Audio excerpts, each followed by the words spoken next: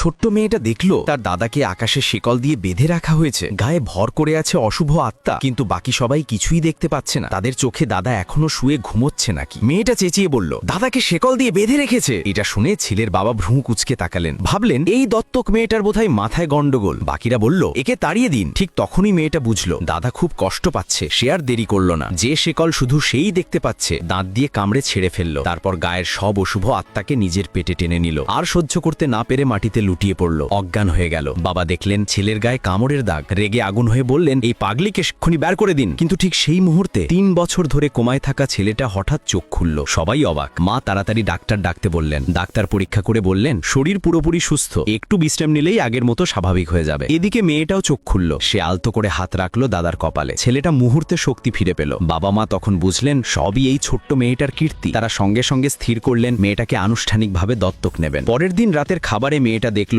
দত্তক বাবা মায়ের গায়েও অশুভ আত্মা লেগে আছে। সে তাড়াতাড়ি দৌড়ে গিয়ে বাধা দিল, আজকের অনুষ্ঠানে যাবেন না। বাবা ভাবলেন আবার পাগলামি, কিন্তু মেয়েটা এটা জোর দিয়ে বলছে। তিনি অধস্তনকে পাঠিয়ে দিলেন। নিজেরা বাড়িতেই রইলেন বাচ্চাদের সঙ্গে। কিছুক্ষণ পরই অধস্তন এসে খবর দিল, স্যার অনুষ্ঠান স্থলে বোমা পাওয়া গেছে, অনেকে বিপদে পড়তো। বাবা মা শিউরে উঠলেন, বুঝলেন এই মেয়েটা সাধারণ নয়। তার কথা শুনে তারা বেঁচে গেছেন। সেই থেকে মেয়েটা সুখে শান্তিতে দিন কাটাতে লাগলো। কিন্তু একদিন ভাইয়ের বউ এসে একটা ব্রেসলেট দিল মেয়েটাকে, বলল এটা পরলে সবসময় নিরাপদ থাকবে। আসলে ব্রেসলেটে ছিল ভয়ঙ্কর অশুভ শক্তি। মা কিছু না ভেবে ব্রেসলেটটা ছেলেকে পরিয়ে দিতে গেলেন। মেয়েটা ঝাঁপিয়ে পড়ে এক কামড়ে ব্রেসলেট কেড়ে নিল। সঙ্গে সঙ্গে সব অশুভ শক্তি ঢুকে গেল ভাইয়ের বউয়ের শরীরে। কিছুক্ষণ পরই অধস্তন এসে খবর দিল, ম্যাডামের ভাইয়ের বউয়ের খুব খারাপ অবস্থা, হঠাৎ অজ্ঞান হয়ে গেছেন, কিছু বোঝা যাচ্ছে না।